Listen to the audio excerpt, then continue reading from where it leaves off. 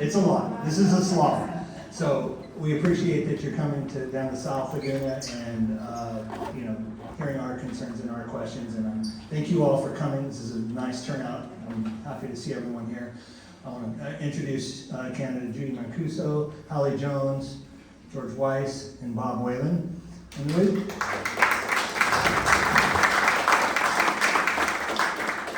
the way this is going to work tonight is we're going to do some short opening comments, a minute apiece. We have some real quick yes or no questions, some of which we may come back to, and then we're going to have a series of questions that we're going to give them 2 minutes to answer, and then a 3-minute closing.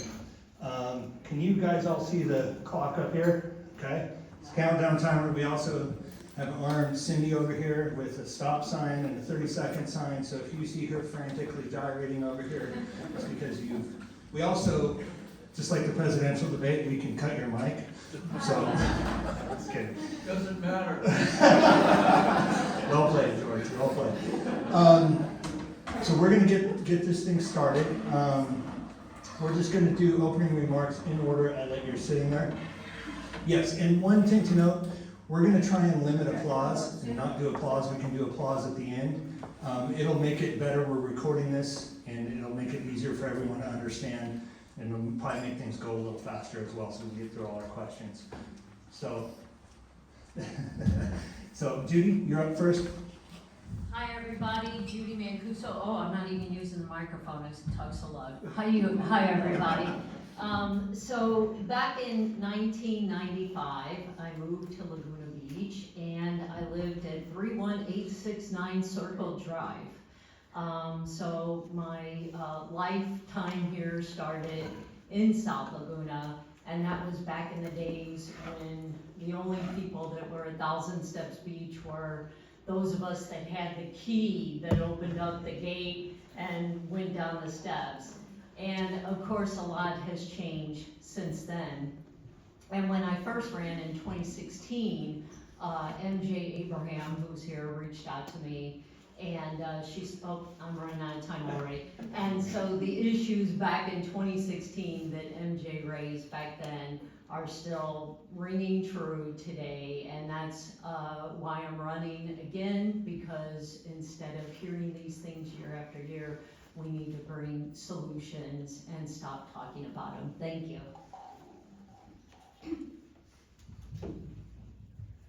Hi everybody, Hallie Jones. Most of you know I was born and raised here in Laguna.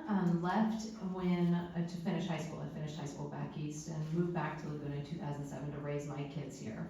I was born and raised in Laguna Canyon, which you know is similar to South Laguna in the sense that it's a real distinct and unique neighborhood. I had the privilege of running Laguna Canyon Foundation for 10 years. I left about a year ago to join Crystal Cove Conservancy. And in my time there, I worked very closely with City Hall, with city government, with city staff, and really got a good sense of how the city was working and how it wasn't working. And that's what inspired me to throw my hat in the ring for City Council. I want to be a part of bringing solutions-oriented, rational, and collaborative debate and dialogue to City Hall. Thank you.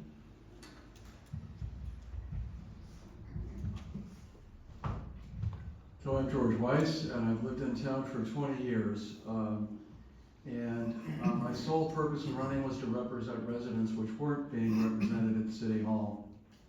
And I want to continue to do that for the next 4 years. What I see as challenges are accountability and transparency in this town, financial responsibility which isn't being met. We have a lot of projects that are unfunded, and I look for every project to see the benefit for residents, and if it doesn't have that, I'm probably not going to vote for it. I have a lot of priorities on my website that you can go to, and I might close with some of those. A lot of them align with your views here in South Laguna. And today I want to talk specifically about what I want to do for South Laguna and how I've represented South Laguna. And just to start, I didn't vote for Tiamo. Okay. Thank you. Good evening, everybody. I'm Bob Whalen. What I find interesting about our community is it's a small, relatively small community, right? We've got 22,000 people which is actually a reduction in the number of people since we had in 2000. But every neighborhood has its issues that are unique to it and different, and certainly South Laguna has a unique set of issues. I mean, in preparing for this today, James said it took a month, or maybe it was Greg that said it took a month to put the questions together. It's kind of like preparing for, you know, a DMV exam. You have all these questions, and you say, which ones are they going to ask? And they said, we're probably not going to ask all of them. But anyway, I look forward to talking tonight with all of you about a number of issues that I think are very important to South Laguna, and some of the things that I've done in the past few years for South Laguna, most notably negotiating with the county to get the beaches in city control, and they paid us, you know, $22 million to take them over. I think that's going to give a lot of opportunity to the city going forward. So thank you. Look forward to our discussion. Great. Is the timer working okay? Everybody can see it. It seems to be doing its thing. That's great. Okay, so we have 7 yes/no questions. I'm just going to have you guys answer. I know yes/no questions are not everybody's favorite because you don't get your new ones. A couple of them we are going to follow up with more in depth. But just if you could go down the table and answer yes/no for each one of these. Will you have the city initiate action to restore South Laguna residents' right to vote in South County Water District elections? Yes. Yes. I would support that, yes. Yes. Okay. Do you support the city, having the city return to allowing Zoom access to public meetings? Yes. Yes. Absolutely. Yes. Do you support the purchase of 2 vacant lots across from the Village Green Park as additional park space? That one is a maybe. Yes, depending on the price. Yeah, the conditions have to be there, but yes. It would depend for me, depend on the conditions. Do you support the city take ownership of Coast Highway and Laguna Canyon Road? No. 100% depends on the conditions. Yeah, it'd have to pay for itself, so right now it's a no. Maybe on Laguna Canyon Road, depending on the analysis. Coast Highway, we haven't even taken a look at it. Do you support the city's continuing use of Roundup? No. I really appreciate the way that question was framed, and I will say no. No. No. Do you support the installation of safe and adequately wide sidewalks and safer crossings for the entire length of Coast Highway? Yes, but I know it's difficult. Yes, depending on the cost. Yes? Yes, I'd say depending on the cost and some of the features. I mean, there's concern I know about retaining walls, for example. And the last yes/no question. Do you support the construction of parking structures in Laguna at taxpayers' expense? No. That's a maybe. I'll say no, and no again. And I'll say no. Okay, so now we're into the meat of our questions here. Just so you know, we ranked these in order of what our committee felt was important, so these are going right down the order of priority here. By far, the number one topic was day tripper subsidies. So, day visitors cost the city and its residents between $20 and $30 million more every year than they generate in revenue for the city. These costs involve public safety, marine safety, trash removal, traffic control, environmental protection, wear and tear on infrastructure, and more. What specific policies will you promote to reduce this huge subsidy by the city and its residents to day visitors? George, you're first on this one. Okay, hold on 1 second. Yeah. Okay, ready.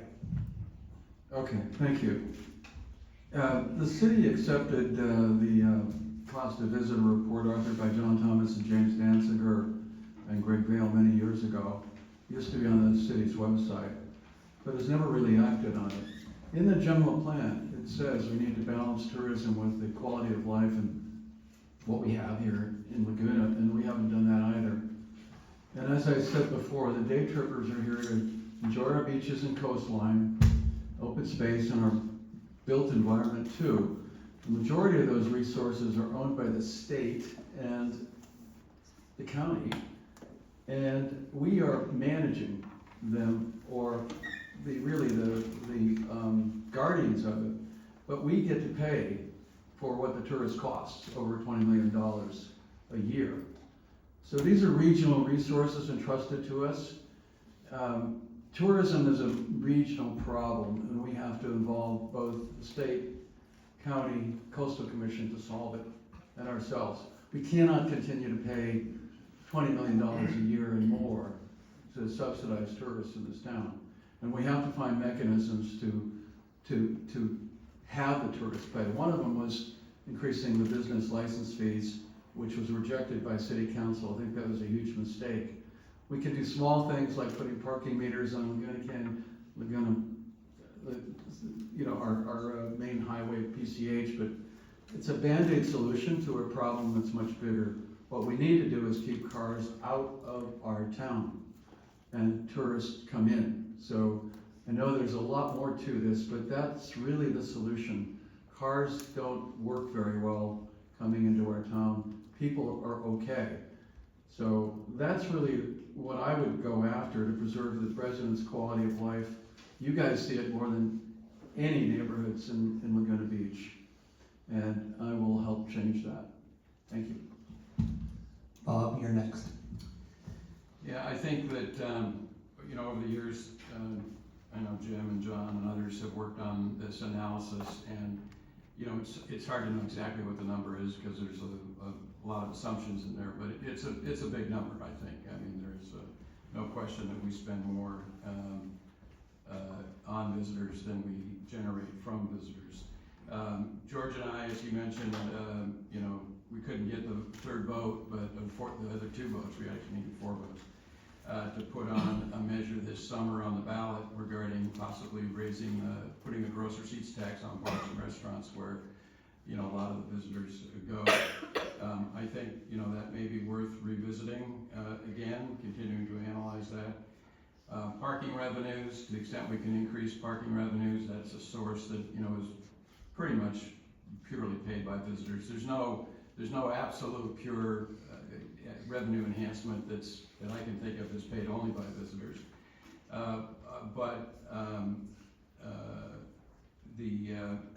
One possibility would be to increase the TOT on the short-term lodging units. That may generate some additional revenue.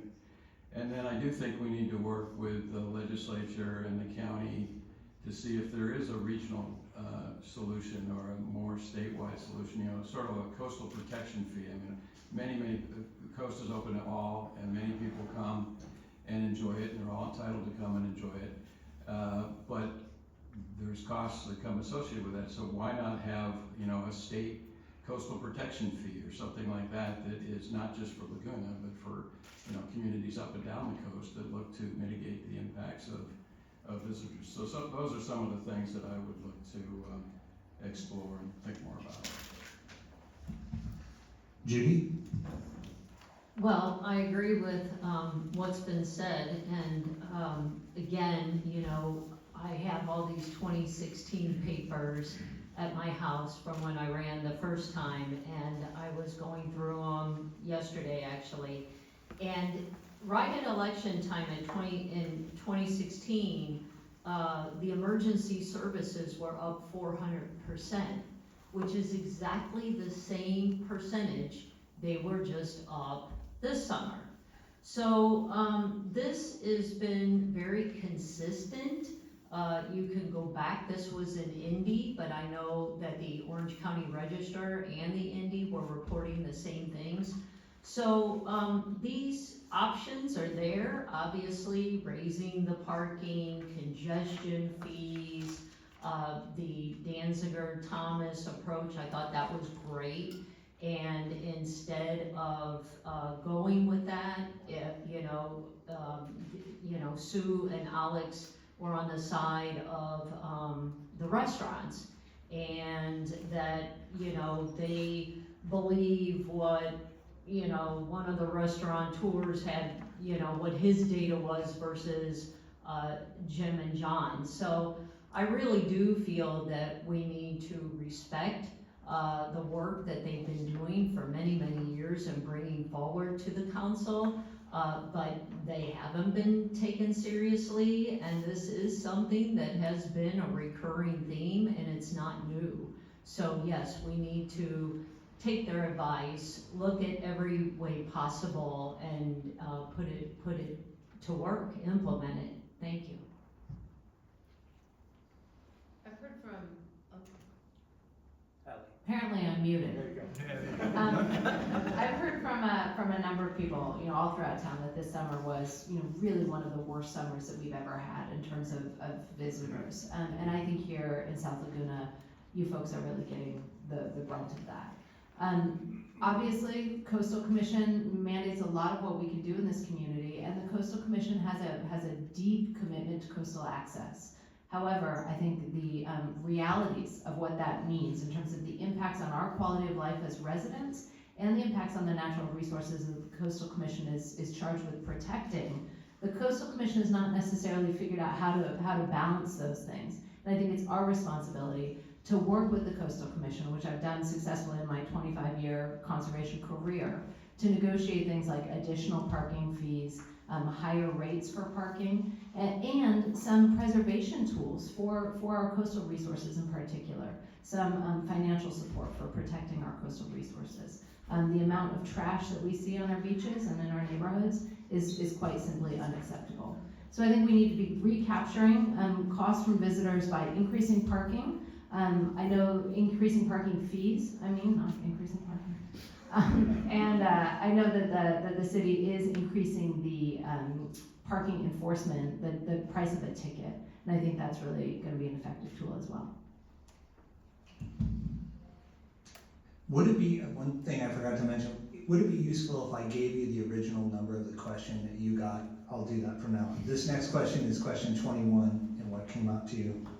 I apologize for not doing that at the outset. This question has to do about fire danger. While there are many potential sources of disaster for our community, wildfire is widely considered to be the most serious single threat. What specific steps would you support to reduce the severe threats to life and property from a wildfire in Laguna? Judie, you're first on this one. Okay, reducing vegetation management, enforcing fire-safe building codes, undergrounding power lines in high-risk areas, cameras in open space. I spoke about cameras at the very beginning. Back in 2016, we finally got them years later, but we don't have enough of them. I know that the fire department were at a city council meeting within the last 6 months or so, and they needed cameras, but there was no budget for them, and I think we should absolutely make that happen. Improving evacuation routes, educating on fire safety protocols, collaborating with fire department, regional agencies to conduct regular drills, and update our fire response plan. I just read an article about South Lake Tahoe that they had their evacuation plan was going to take 5 hours, which is coincidentally exactly like ours. But they ran it through new simulators, and what it showed was with the impact of tourists, it would actually take 16 hours to evacuate. And I think that's probably true for us. I think that this 5 hours was, horrible on its own. But if we're looking at 16, so this is something that has to be top of list and top of mind. Thank you. George? Thank you. I think during the high tourist season, we're in real big trouble. We already saw gridlock during the 4th of July weekend, so what we haven't done is to understand what our actual evacuation route times are. We've never done we do simulations on the computer and say it's 4 hours. It's probably not, you know. And good luck if all the tourists are in town and you have gridlock. So I would recommend, one, taking swimming lessons. Number two, getting a kayak or a paddleboard and being ready to go into the ocean. Because that's the only thing that's gonna save you from wildfire risk if their town is inundated with tourists. It's just not gonna happen. So we do have to control the number of tourists that come into this town. And I wouldn't be averse to tolling them coming in, because I think you wanna keep them out of town, let them park free, which we're doing now in some places and outside of Laguna. Let them park free and they come in on a bus and they get to park for free almost. So that's one thing. You have to manage the number of people. Two, we need to harden our own homes, and that isn't being done. We need to probably provide incentives to do it. But again, that's money that comes out of our budget. We also don't want to build in high severity fire zones. I agree with Hallie, we need to buy that 250 acres that is in the high severity fire zones that's currently owned by private parties. And that can be done. I have a mechanism for doing it, which is a tax on vacant homes, which is a question in this questionnaire. And I think those folks, 2,400 folks, are investing in this town as an investment and as a vacation home. They can certainly afford to pay a little bit for fire prevention as well, and for affordable housing. So those are the steps I would take concretely to reduce fire risk. Thank you. Hallie? This is absolutely my top priority. I was a student at Laguna Beach High School during the 1993 fires, and that memory has stuck with me. It is not a matter of if we have another catastrophic wildfire in this town, it's just a matter of when, and if we are able to protect our lives and our property. In my time at Laguna Canyon Foundation, I was very proud to work with the Coastal Commission and the various wildlife agencies and the city of Laguna Beach to develop what the head of the Coastal Commission called the most environmentally sustainable fuel modification program in the state of California. And what that means is really strategically thinning native vegetation and high-value habitat to provide fire safety. And what we're really talking about here is creating defensible space, right? We're not talking about preventing wildfires. We're talking about creating space around our homes so that the firefighters can get in and give us time to get out, right? That's the main goal here. So I think we need to expand our fuel modification zones throughout the city. I do think we need to underground. We only have 3 evacuation routes in and out of this community. And, you know, God forbid there was a catastrophic wildfire and one pole went down on Laguna Canyon Road. Now all of a sudden you only have 2 ways in and out. And that's really, really scary.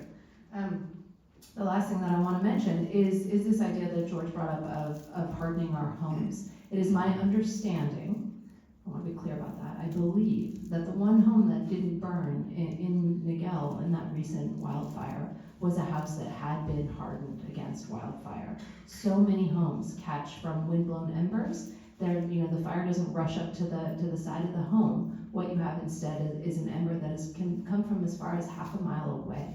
So we need to take responsibility for hardening our homes. And I think that George's idea of subsidies to do that for people who might not be able to afford that work on their own is a really important step.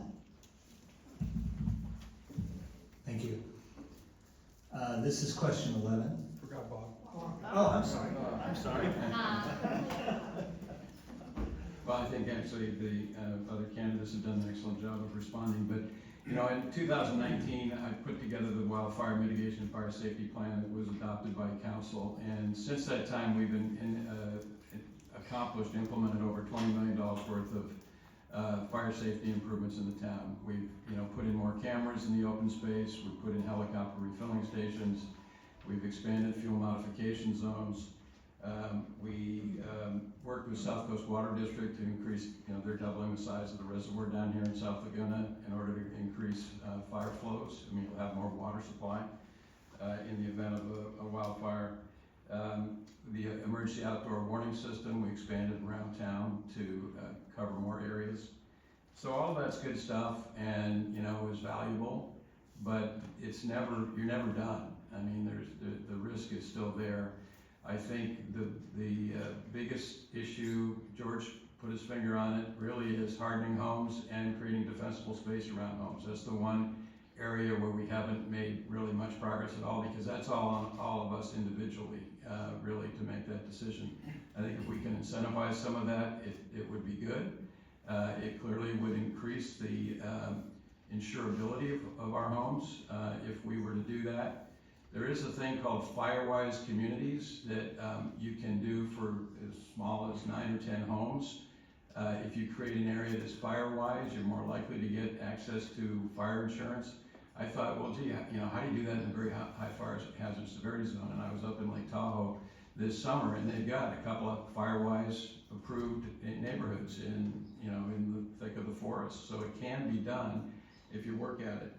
The other things we have funded, but it's not happened yet, to underground the balance of Pacific Coast Highway, and then I agree with Hallie, we've got to underground Laguna Canyon Road to protect that route. Great, thank you. Sorry, Bob. That's not my intention.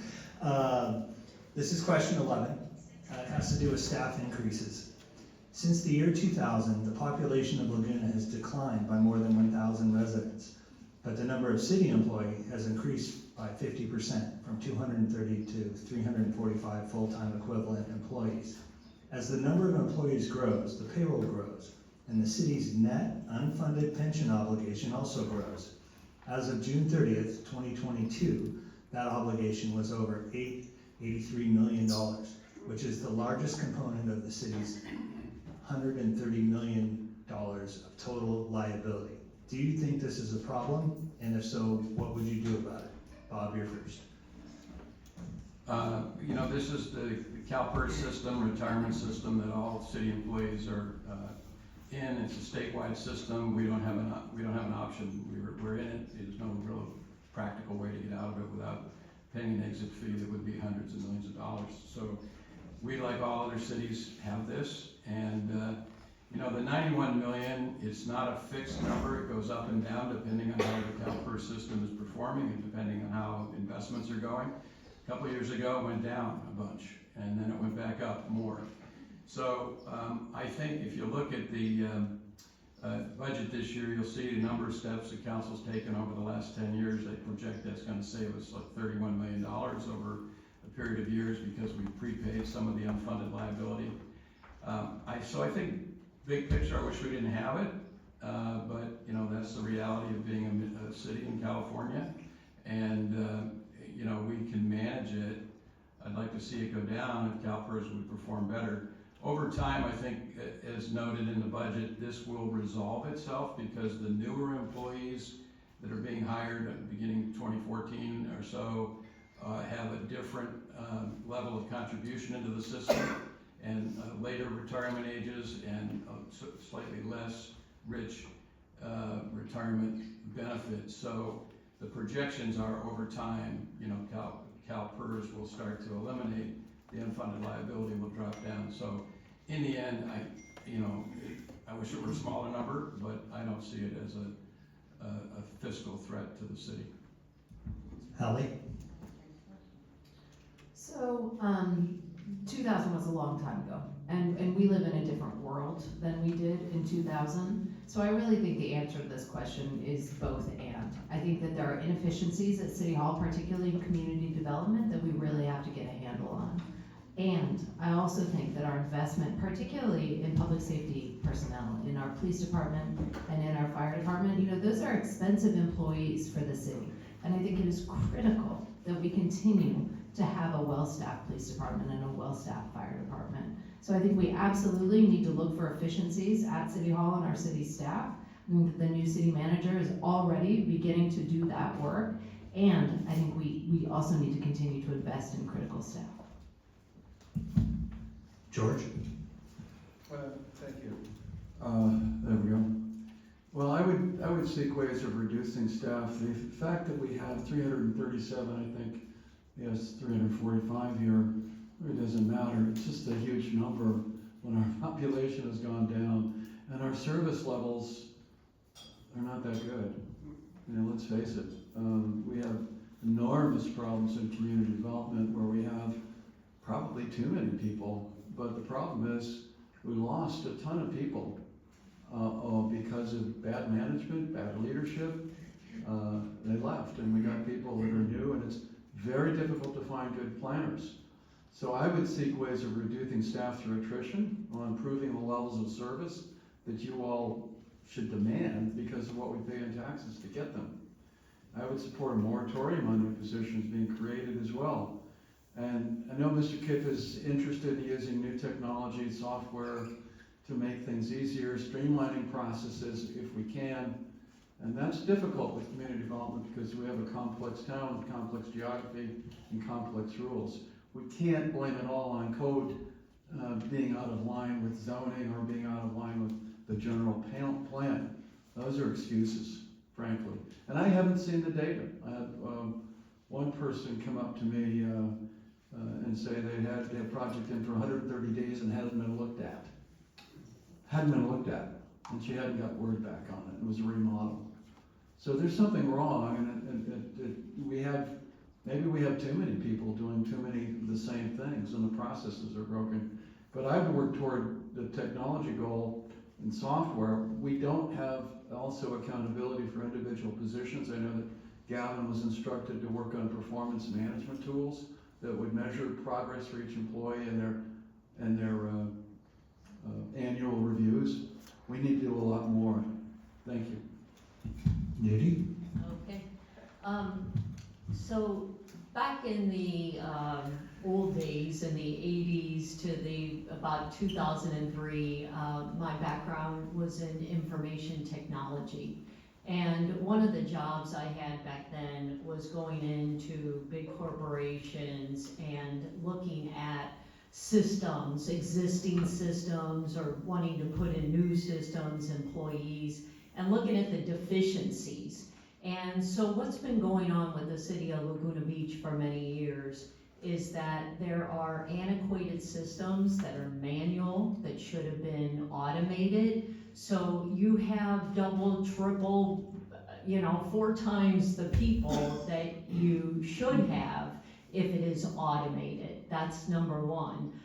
Some of the positions are left over that should have been dropped and new positions in. So it's about right staffing.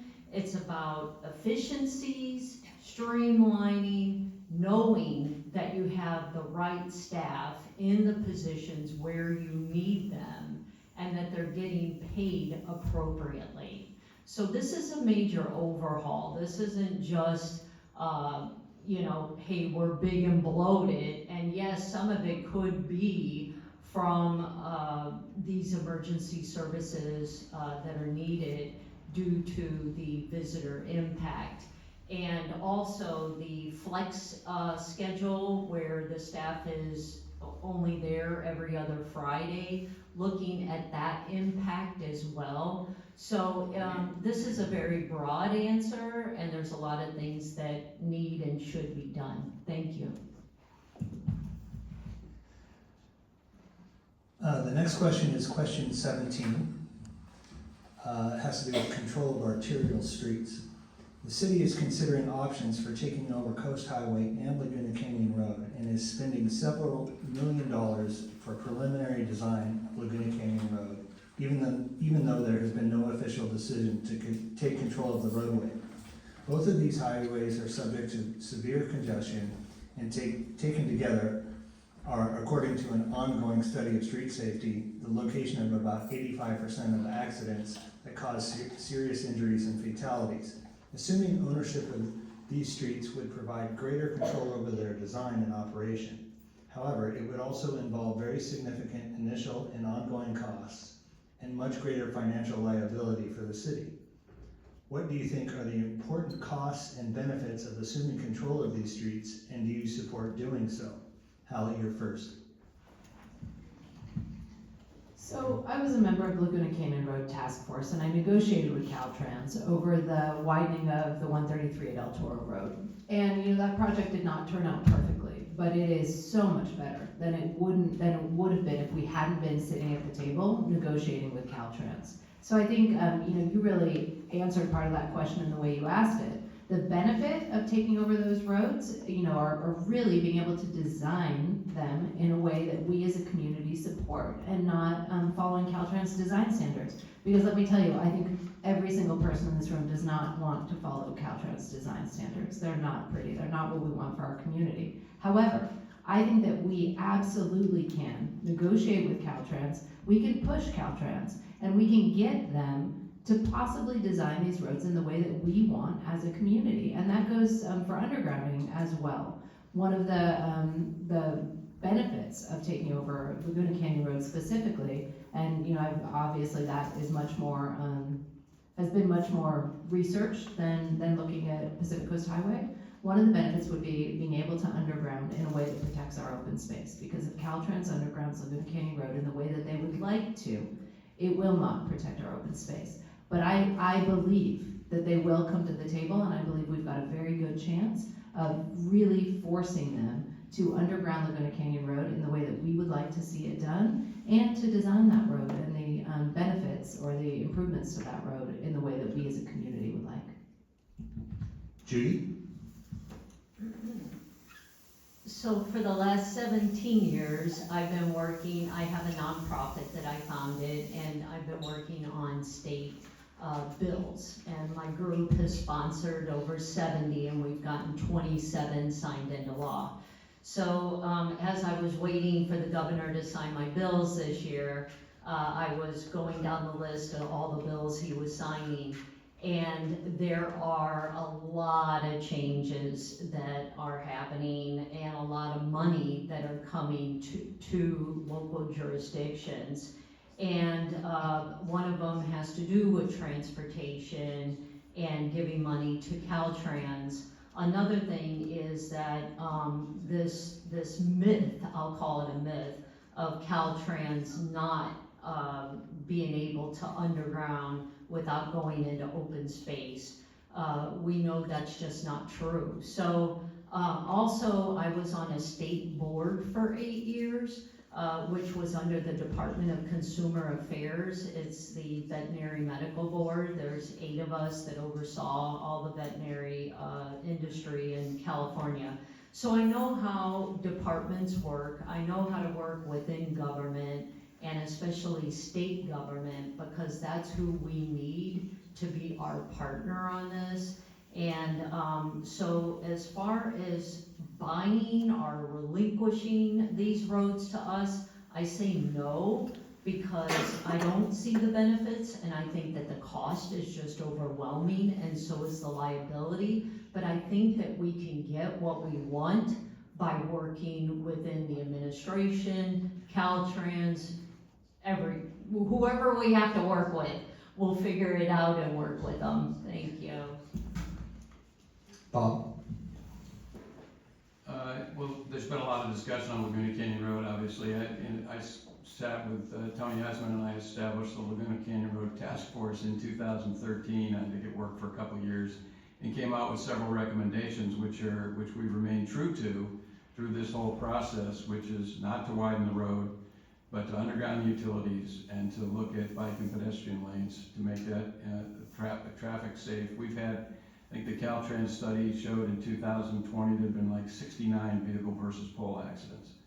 So we're going through, and I don't know, hopefully many of you saw the letter from the city manager sort of summarizing the status of where we are now on Laguna Canyon Road, which is we're in the process of the environmental design phase. We're trying to look at alternatives. The EIR process, the environmental review process, will look at a range of alternatives, including no project, undergrounding in the roadway, undergrounding out of the roadway, which Caltrans has said they won't agree to, but we can always go back and talk with them again. So I think we're going to get to a design or a series of some design with some options, some alternative options, and then be able to make a decision. Is it worth it? I mean, is it worth it to preserve the evacuation route? Is it the only way we can get things undergrounded? The liability does need to be looked at and evaluated, but Dana Point's taken over Coast Highway, Newport's taken over Coast Highway, and they're managing the financial aspects of it. So I think to just assume the liability is insurmountable is not the right answer. We gotta keep looking at it and figuring it out. And in the end, we'll have a choice to make. And we'll have to decide, okay, this is the best we can do to get that road undergrounded, and do we wanna do it and take on whatever additional costs and some risk, it's not gonna be zero risk, but some risk or not. And then we'll make that decision. So it's a process still ongoing. George? So I would say on Laguna Canyon Road, I would ask the question, what problem are we trying to solve? The staff reports, the consultant said it's a minimal improvement for fire safety. There were a couple of quotes in there. We spent $10 million on this project in 2015, and 1.5 million was spent on litigating the public utilities to try to force them to underground. Backfired, and we had to pay them. So it's a lot of money. 150 million, if even half of it's provided by grants, where does the other half come from? I'm not opposed to undergrounding if it pays for itself, but I think this project has been very much mismanaged. Bob in the last forum talked about 7 incidents of poles being down, causing fires. I haven't seen them in any of the staff reports or else in Caltrans. So how do people like you make an informed decision on a project like this when all the cards aren't on the table? For example, the $11 million that's been thrown out there for liability from Caltrans, it's not documented. This is a public agency, and when asked for Public Works why it's not, they go, well, they're not giving us the information. It just boggles the mind of the information we don't have. So we could, if we were very interested in wildfire safety, we could have girded those poles 10 years ago, put K-rails around some of them and girded others to prevent those 69 accidents downing poles in Laguna Canyon Road. We haven't been serious about it. That said, I'd still support undergrounding. I'd support undergrounding for the whole town if we could afford it. The question is, how do we do that? And do it incrementally without spending another $5 million to figure it out. All I would say is, show me how we can do this and how we can pay for it, and I'd be for it. Thank you. Thank you. The next question is question 23 regarding restrooms. A hot topic for those of us who live in South Laguna and venture out into the public. The beaches of South Laguna are under ever increasing pressure from visitors. One of the worst problems for visitors and residents alike is the lack of public restrooms in key areas of South Laguna, from West Street to south of the hospital. While we understand that 2 public restrooms will likely be part of the new fire station number 4, we do not believe that they will be nearly sufficient to address the problem. Would you support city action to provide additional public restrooms in South Laguna, and if so, where do you think they should be located? George, you're first. Well, I think the restrooms at the new fire station have to be built, and that's going to take a few years. I do support new restrooms, but I have to ask you guys where you want them. Where should they be? I don't know the answer to that question. We have all these portable ones on Victoria Beach and other beaches. Maybe some of those should be made permanent. However, we go back to the cost. We had $22 million from the county, and we're spending it pretty fast. We're increasing that spending by $1 million. I think this year it's going to cost us $3 million to maintain the beaches in South Laguna. I don't know if there's infrastructure costs in there or not. I don't think there are. So we have to be very careful about what we spend on and where these should be located and how many you need. And I'm all for providing that convenience so your residents aren't inconvenienced with people making what they do need to go, where they go, and on your property. That should not happen. Thank you. Hallie? Absolutely. I think we need to be building more public restrooms. It's part of coastal access is providing amenities like this. They're certainly not going to draw more people here. The people are already here. So how do we protect our quality of life as residents? And I think, having public restrooms is an important component of that. I think we should be looking at every city-owned property to figure out the best place for siting those. And I really appreciate what George said about working with the community. I think you folks know better than, a staff person at City Hall. I think cost absolutely needs to be a consideration. We can't be, taking care of all of our priorities at once. We as a city need to be fiscally responsible. We need to prioritize. I think restrooms are an important component of that, and I'm happy that the fire station will have some. I don't think that will be enough. I think that we do need to be looking at additional restrooms. The question is, how do we pay for them? How much are they gonna cost? And where specifically will they be located? Bob? I suspect you're gonna get unanimous agreement on this. Everybody recognizes there is a need for more restrooms in South Laguna. The Public Works, county took out one of the bathrooms at Thousand Steps. Public Works is looking at ways to design, perhaps to add that back in, down at that location. The fire station, I'm glad we're gonna have some there. The hospital, we have worked with them to get, some restrooms there on a temporary basis in the summer, the last couple of years. I would say, where would the neighborhood like them to be? I mean, we should identify, you should identify key spots and locations. I did have a conversation with Ann Christoph. We were looking at what she thought was a privately owned building that might have some space that could be leased on the inland side, and turned out not to be the case. But there may be opportunities to lease space from existing commercial buildings and let the city put some restrooms in there. So I think we should do it and find the best locations that the community thinks will work and alleviate the problem, because it's not a nice problem to have when people are urinating outdoors and other things like that. So hopefully we can find some good locations and solve that. Judie? Okay, this question is just kind of unbelievable, to be honest with you.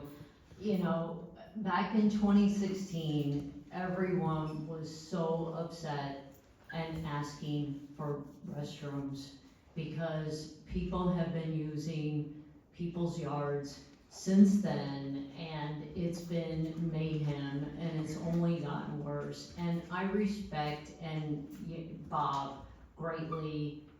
I appreciate his service, but this is one that when him and Steve Dictorow and I did all these candidate forums back in 2016, restrooms came up all the time.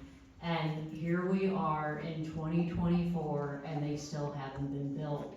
This is not rocket science.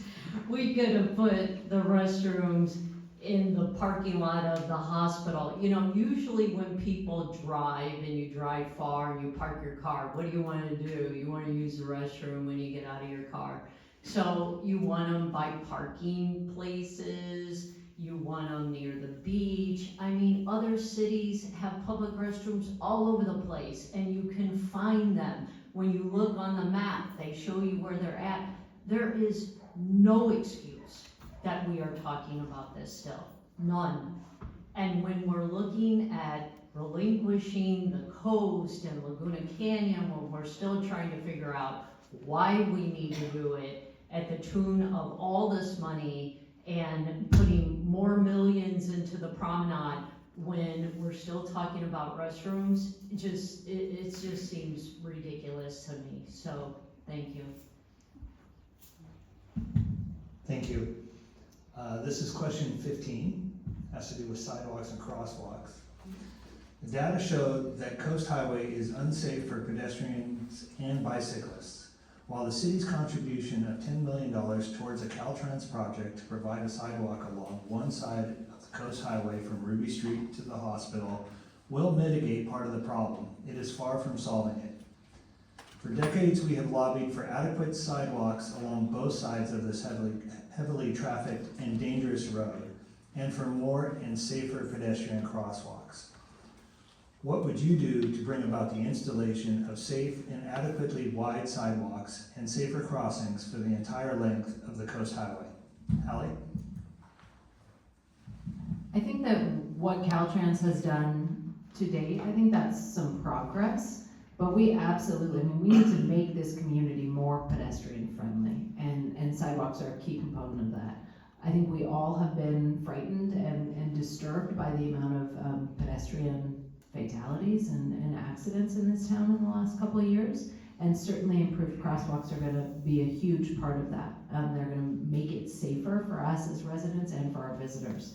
It is absolutely gonna boil down to the logistics, the engineering. How do we build those sidewalks? How do we build those crosswalks in the safest and most resident-serving way? I'm gonna repeat that, resident-serving way.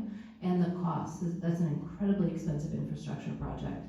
And, using Caltrans funding to work on those projects, having them fund those projects, I think is critical. And I think that we're gonna be more successful pushing them to do that simply because of the number of unfortunate accidents that we've had.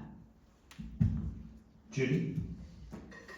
Well, I almost talked about sidewalks with the restrooms, because the sidewalks were the big thing back then too. And I have watched umpteen million hearings, and yes, I'm exaggerating, but it feels like that many, city council meetings about sidewalks. The issue with sidewalks is easements, number one, because you have to go into people's properties to take some of it to put the sidewalk. Then there's the people that have taken city property, there's the opposite, and you have to then take that property back. But this is about political will. This, another non-rocket science one, and if we had the political will to just say, we're doing sidewalks. Sidewalks are gonna cost this. We're gonna put it in the budget. When I ran back in 2016, the budget was $90 million or 89 million, and now it's 145 million, and we still don't have enough money, and we have 50% more staff, and we have 1,000 less people. So, you have to make priorities, and you have to set the priorities, and the priorities have to be with the community. And then you say, okay, we're gonna put a dollar sign on it, and we're gonna do what we need to do to get it done. And I just feel like this is why I'm running, because we keep talking about things instead of doing them. And with my experience at the state of getting things done that people say you can never do, I can't tell you how many bills I've done where people have said, you're never gonna get that done, and then we do. So that's why I'm running, because I know how to get things done in big projects, and I feel like my city needs help. Thank you. George? Well, I'm perfectly happy to get money from the state and support Judie in that effort, but we did spend $10 million already on sidewalks in South Laguna, so you guys are asking for a lot more. I don't know how much it's gonna cost. That's the first question I would ask. And do you guys use sidewalks? How many of you use sidewalks in South Laguna? Okay, there's one, there's two. Yeah, okay, that's less than half. Coast Highways had its share of pedestrian fatalities, one at Diamond, one at Mountain, one at Mountain, one near Hinkle, one at Pearl, near the Montage with a motorcycle. Probably others I don't know about, but, those weren't sidewalk issues. They were pedestrians, in one case who was on drugs, another case, I don't know what happened to them. They walked across Mountain and the light maybe wasn't working. I don't know, but we should stop all of those. The one that occurred at Pearl Street was a drunk driver, an 18-year-old woman hitting a man who was celebrating his anniversary with his wife. So we want to stop those things from happening, but that wasn't a sidewalk issue either. So I would look to see how much this is going to cost and what problem we're trying to solve. It's nice to have those sidewalks, but there are some geographic problems with it. On one side of the street, we have to carve out and build retaining walls, so it could be so many millions of dollars that you won't get your bathrooms, that you want. But I am interested in doing it if we can pay for it. Thank you. Bob? Yeah, I think obviously the pedestrian deaths on Coast Highway is something that we've all been greatly concerned about. Part of it, you can thank your legislators in Sacramento who did away with the jaywalking law, so now you can cross, you don't have to cross in a crosswalk, you can cross anywhere, which is, I think, crazy. But it's what is allowed to happen. You know, when in 2000, I can't remember, 15 or 16, I was doing a ride along with the police, and a young woman was hit in a crosswalk up by the Sandpiper, walking across there, and we went down and we responded to it, and it was, you know, a terrible scene. We then, and that was one of 3 crosswalks that didn't have lights on it, flashing lights. So I immediately, I think I was mayor at the time, immediately wrote a letter to Caltrans and said, this is unacceptable. We need crossing lights, flashing lights on all of these unlit crosswalks. We eventually got them in 2 years later. Caltrans said, you know, okay, fine, but we got to prioritize, we got to put it in our budget. It's not a high priority. So when people think that you can snap your fingers and have Caltrans do things, it doesn't work that way. It just doesn't work that way. So sidewalks would be, you know, Caltrans, because of the ADA lawsuit that they experienced, has now spent close to $50 million on sidewalks in Laguna. Thank God it's their budget, not our budget. We added the 10, as George said, which I think was a really good add. We spent other money on sidewalks in town. We spent several $1 million on sidewalks on Temple Hills that people really were concerned about. So we have invested in sidewalks, and you know, I think it's worth continuing to evaluate. Are there key areas where we want to add more sidewalks? But I agree with some of the other comments here. It's a budgetary issue, but let's look at the most important ones and the most critical ones and see if we can fund them. Okay, this is question 33. Has to do with our hospital in South Laguna. Providence Mission Hospital occupies a large and central site in South Laguna, but much of the facility is underutilized and its future is uncertain, particularly in the view of the state's requirement that all hospitals be brought into conformance with stringent new earthquake code requirements. It is an urgent public safety concern to keep, at the very least, a fully staffed and equipped emergency facility here to always serve our community. What do you think the city can do to ensure that this happens? Judie? Yes, I'm searching here. 33. Okay. Well, I guess we can work with Providence, that the facility complies, but we need to keep it. I mean, I'm one of the people that have gone to the emergency room there, and I had, it was a cat bite, and I was in there for a week because I had all kinds of different infectious diseases from it, from a feral cat that I was rescuing. And so I just can't imagine that hospital not being, I mean, we must keep it. So whatever that takes and whatever it looks like, and I don't know the answers right now, but I'm sure there are some, but absolutely we have to keep it here. Paul? Yeah, I think we absolutely need to keep the emergency room here. I think it's through the end of 25 or maybe into 26, there's still the California Attorney General's requirement that it stay open, that the hospital stay open and have that feature. After that, that goes away, so then it's going to be a question of local leverage and pressure. Having talked with Mission Hospital over the years, I think they are willing to keep an emergency room there. I don't think the full service hospital is going to stay, but they're not going to invest, you know, 340 or 50 million is what they told me in that tower to make it seismically safe for hospitals. But it may present a real opportunity for assisted living or some other use like that I think they're willing to consider at that location. So we need to work with them on that.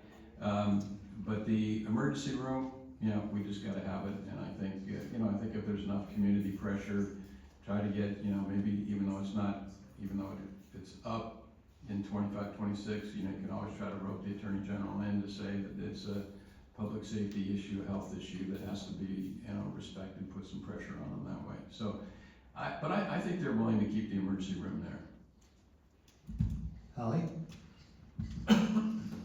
I agree with what what both Judy and Bob have said, we absolutely need to keep that emergency room. I was born in that hospital. So many people that I know have used that hospital and that emergency room. So whatever we as a community need to do to make sure that emergency room stays there, I think is critical. And I think it's gonna be a combination of working with the hospital, working with the company, working with the community to put that pressure on the hospital. And also working with the state to see, as Bob mentioned, to see if the Attorney General will extend that. Because, you know, quite frankly, in the middle of the summer, on a busy Saturday, you know, we need that emergency room to be open. George? Yeah, we have to keep the emergency room there. I think, and that will happen. I agree with Bob. 80% of the people who come to that hospital, most of the emergency room visits are not even looking at residents. It's 20% used by us, but still a very important facility for us to have. I don't think that the hospital is gonna stay there as it is over the long term. And I think it has to be reused. I don't see it as a convalescent home necessarily, it's too damn big. We had one here in town and it's now converted to a developmentally disabled facility. So those places are usually in lower cost areas. So how we convert it, I don't know, but I'm willing to work with the hospital to do that with the city. But it is a nonprofit organization, maybe acts like a profit-making organization, and they have to choose what's best for their system. So I think it will stay, and we need to make sure it stays as a emergency room facilities, but the other things are up in the air because we don't have much control over them. Thank you. Thank you. This is question 14. It has to do with ADUs. The state of California has overridden local zoning authority with the stated intent of increasing the supply of housing, particularly affordable housing. However, we have no data about the effects of this change. Accessory dwelling units are not subject to the normal design review process, and applications for ADUs have soared. There are many complaints that not all ADUs are being rented, that the neighborhoods where these additional units are being built do not have adequate parking or infrastructure to accommodate them, and that the recent change in the law to a by right maximum 25-foot height has led to an increased blockage of views, which exacerbates the problem. Should the city be collecting data about the actual rental use of its ADUs? What actions would you take to address the problems with ADUs? Bob?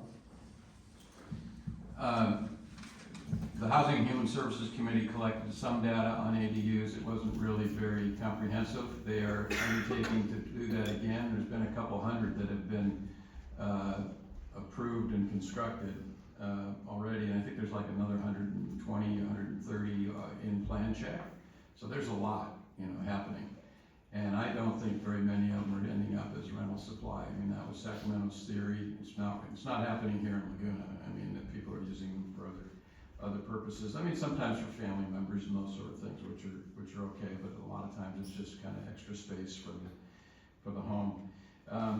Coastal Commission did recently, earlier this year, take the position that you now need a coastal development permit for an ADU. So there is some opportunity there for us to exercise some control over, I'm hoping over the 25-foot ones, where there's impact on coastal views. Because if there's impact on coastal views, then under the CDB process, I think we can regulate them somewhat. And those are the most problematic ones.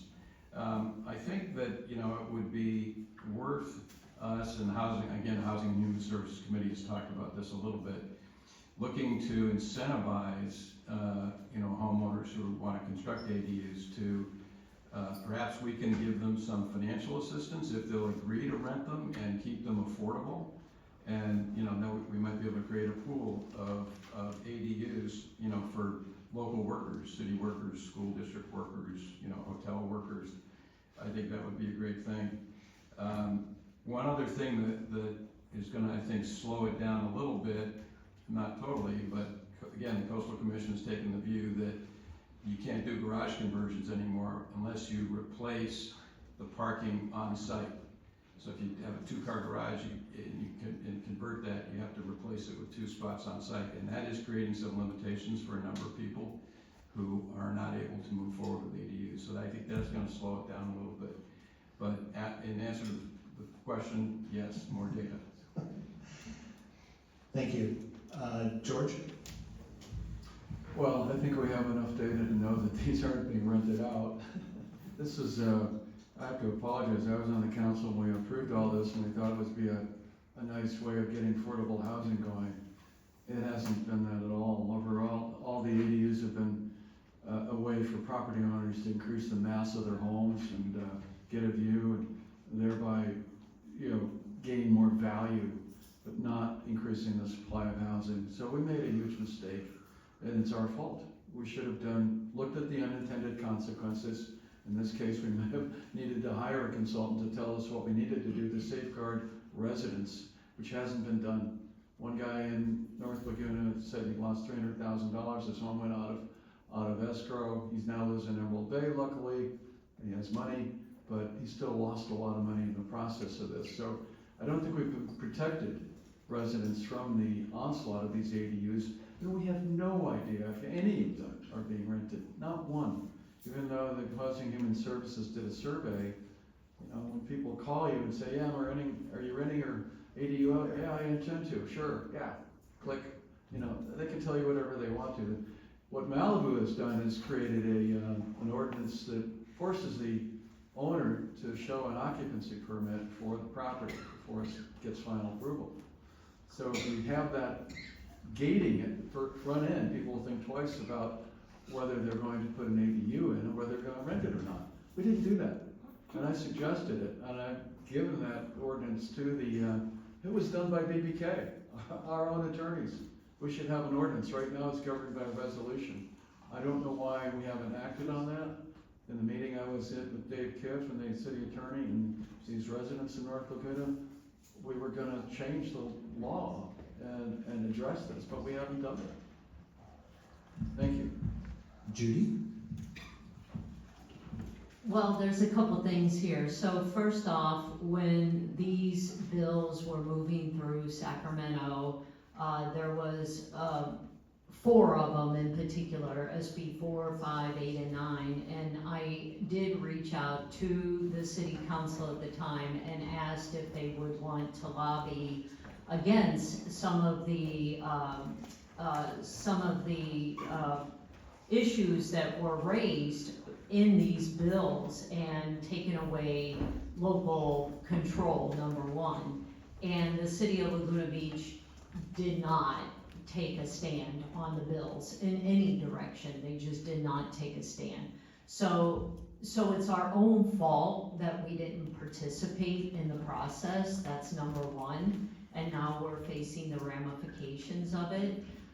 So yes, drop dead. We need an ordinance and we need to be able to do whatever we can to mitigate this view loss and also privacy loss.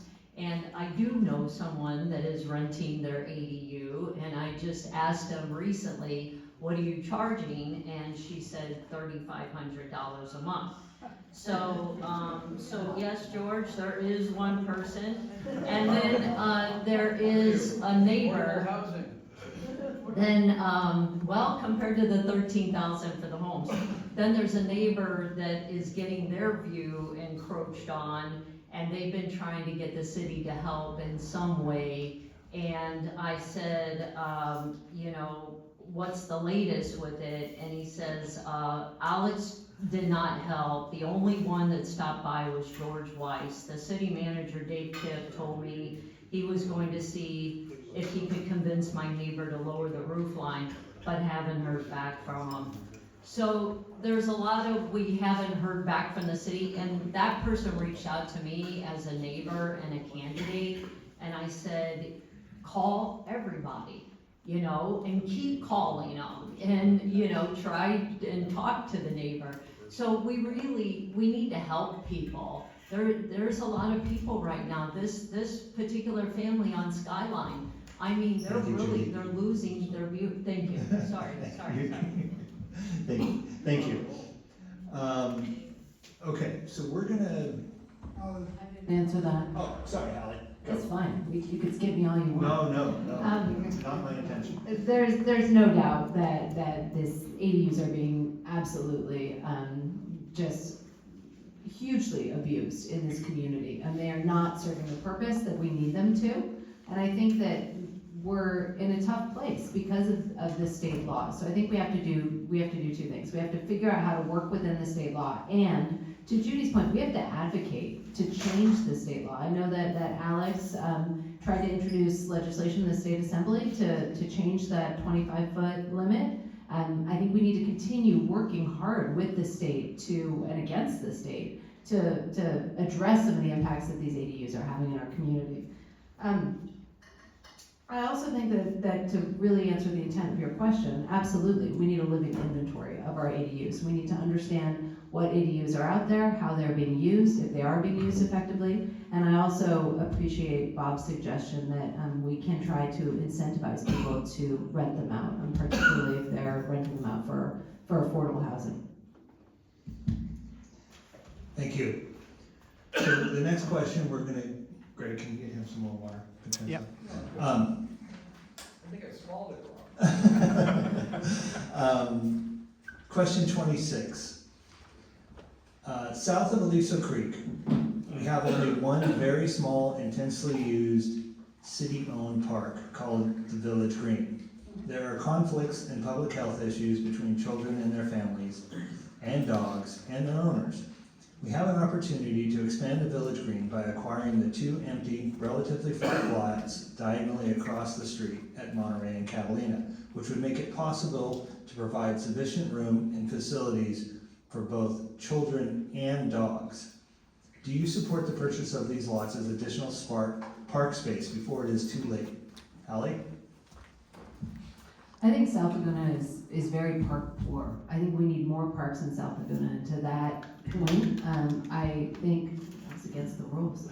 I think we absolutely need to be looking at any parcel we can purchase to provide more park space in South Laguna. I will say, it has to be for the right price. The city has a lot of priorities. We need to live within our means. We need to have a balanced budget, so we need to get the right price for those parcels, but in concept, absolutely. I'm sure I'm doing this correctly. Judy?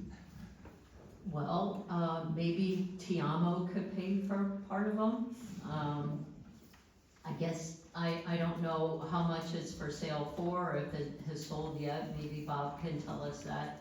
But I'm all for open space, and I'm all for dogs. So those things go together, but we have a lot of demands, and we do have to look at what everything costs and what serves the community. So these things have to be thought out, and I'm not kidding about Tiamo though.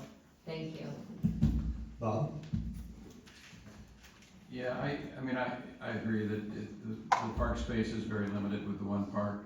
I'm not sure the acquisition of these lots at this price is something I would support. Perhaps if there were a way we could utilize or get some dual use out of it. I mean, if this would be a space where we could do restrooms, or if we could, there's a way with the slope of those lots that we might be able to get some parking in there and or a restroom, I might be willing to consider it. But for a dog park, I think that's not something I would support. I mean, now with the sidewalk down to Aliso, we don't have a dog park in North Laguna either, but you can walk down to Aliso, there's green space down there.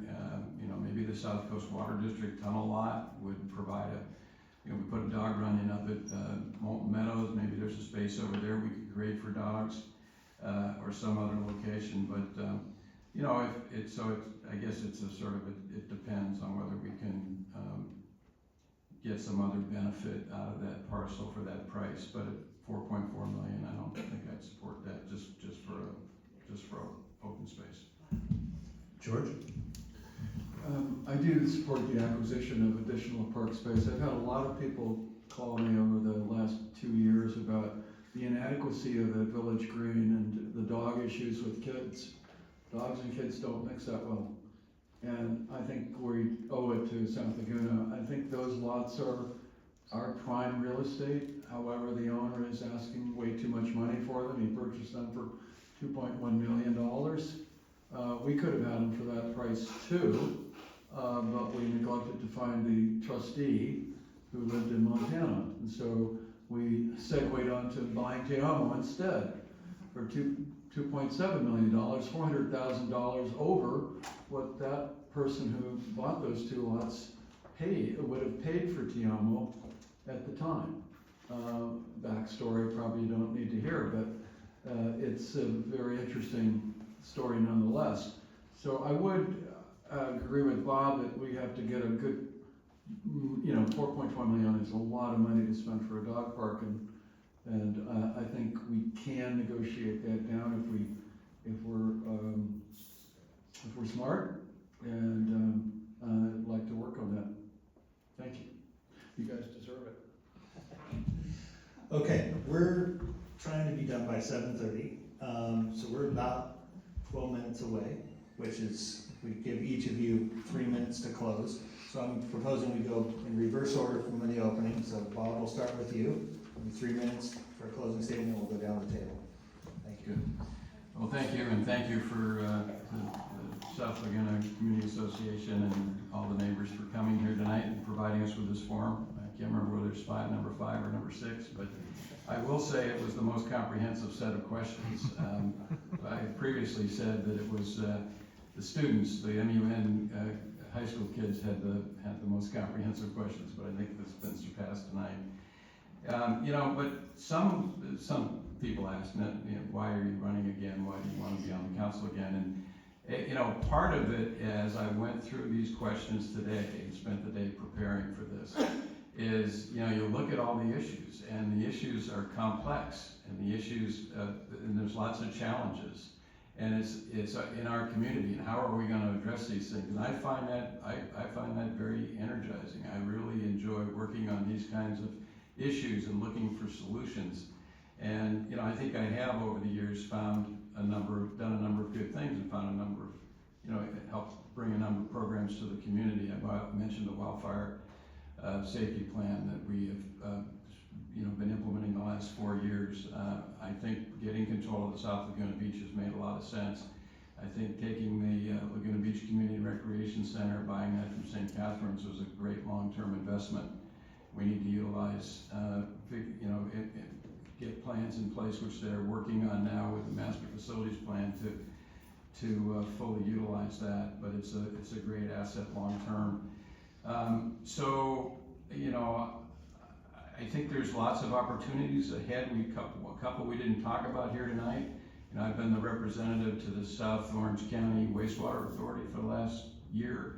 Spent many hours working on with the other 6 members of that organization to transition Molten Miguel Water District out. It's going to give us $12.5 million to renovate our coastal treatment plant. That's going to be a huge benefit.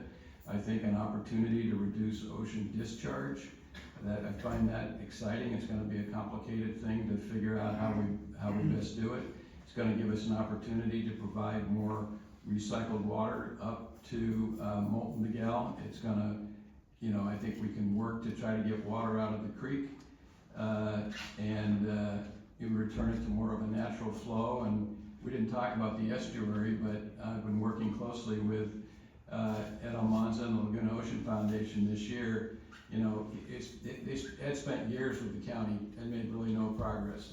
The city has owned that for 18 months.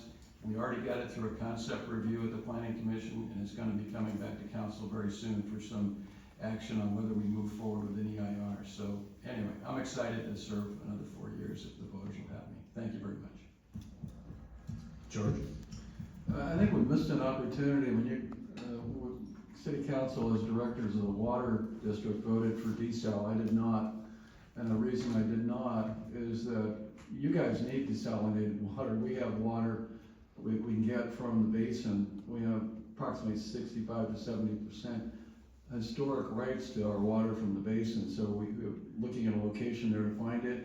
We can supplement that with with LA Metropolitan Water and recycled water, which we need to do as well.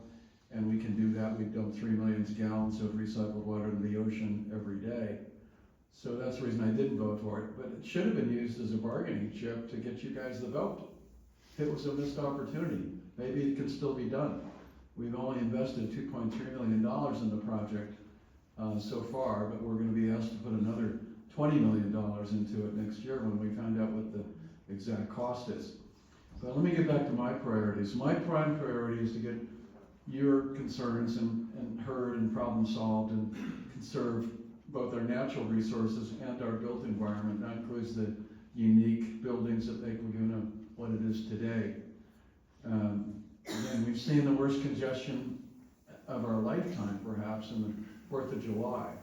And council has not done what it should have done to take care of that problem and anticipate it, nor to pay for it. And that's why this is a huge regional problem we need to take care of.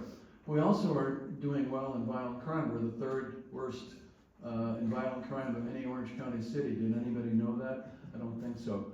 The police department did not give us crime statistics at presentation at council this year. They refused to. They instead put it out as a press release. So I am concerned about that. I've really pushed for a mapping module in the CAD software, computer aided dispatch system, that is being implemented now, hopefully, and will allow residents to see what crimes are being committed and where. We should have had that a long time ago.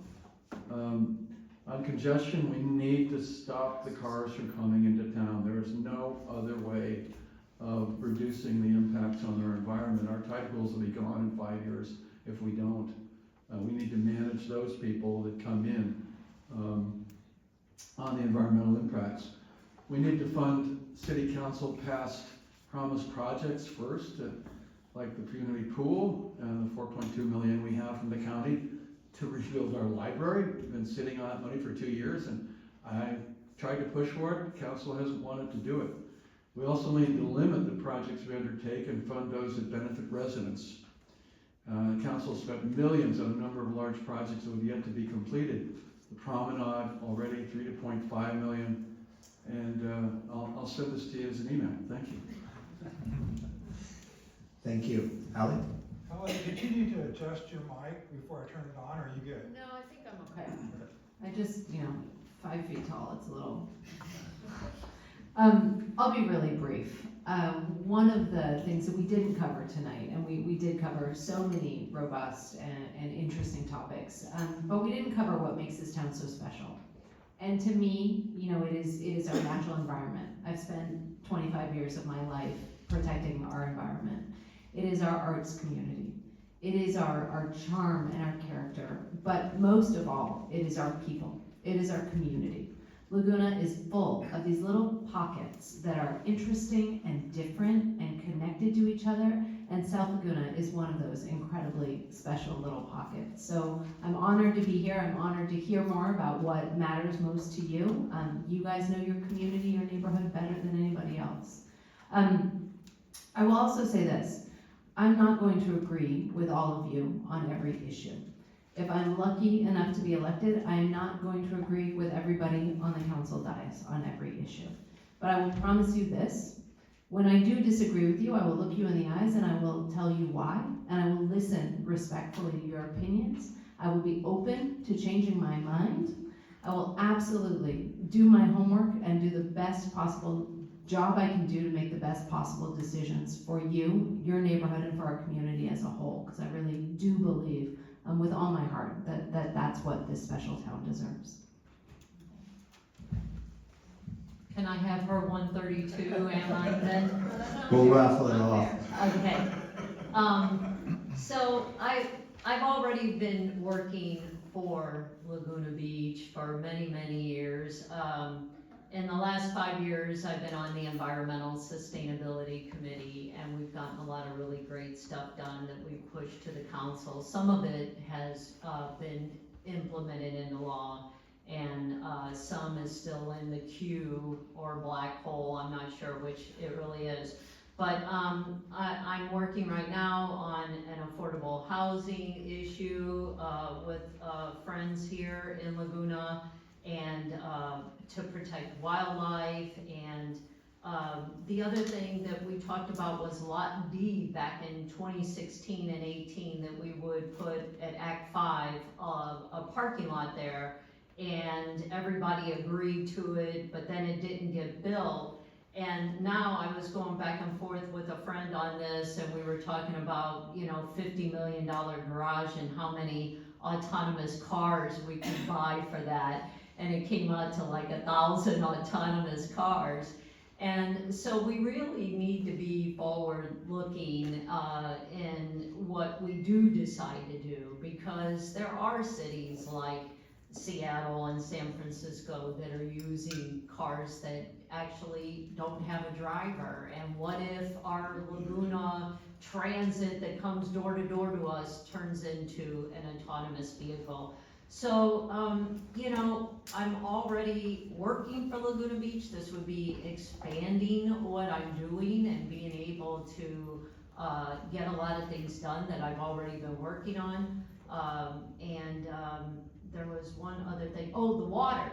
So again, because it's election season, we're talking about water, but in 2016, Mike Beenan told me of a plan that he had about putting sprinklers around the perimeter around homes, and everybody was saying, oh, that was a crazy idea, it would cost too much.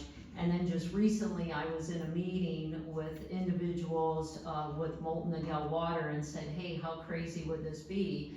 And they said, well, actually, if we captured all the water that we are sending out to the sea and sent it to them that they could store and recycle, they could give it back to us as potable water, because we don't have the pipes for recycled water. And we actually could do what Mike was saying back in 2016 that everybody said couldn't be done. And the reason why it can't be done is because we can't store that water. But if we work with an agency that can store it and give us the water back, which they could do, we could actually see these things happen. So anyhow, thank you. All right, well, I want to thank everyone for coming tonight. I'd like to give all 4 candidates a big round of applause. And